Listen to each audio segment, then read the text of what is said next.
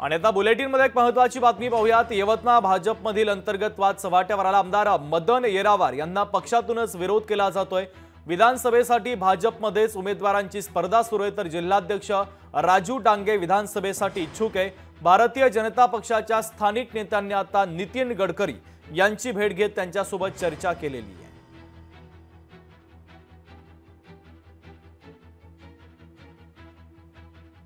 यवतमाळ विधानसभेच्या बाबतीमध्ये मी अनेक वर्ष खरं म्हणजे पक्षाचं काम केलं, संघटनेचं काम केलं आणि म्हणून साधारणतः एक माझी इच्छा मी त्यांना प्रकट केली की मी यवतमाळ विधानसभेसाठी इच्छुक आहे। शेवटी पक्षाचा निर्णय आहे, परंतु इच्छा प्रकट केल्याशिवाय पक्ष माझा विचार करणार नाही।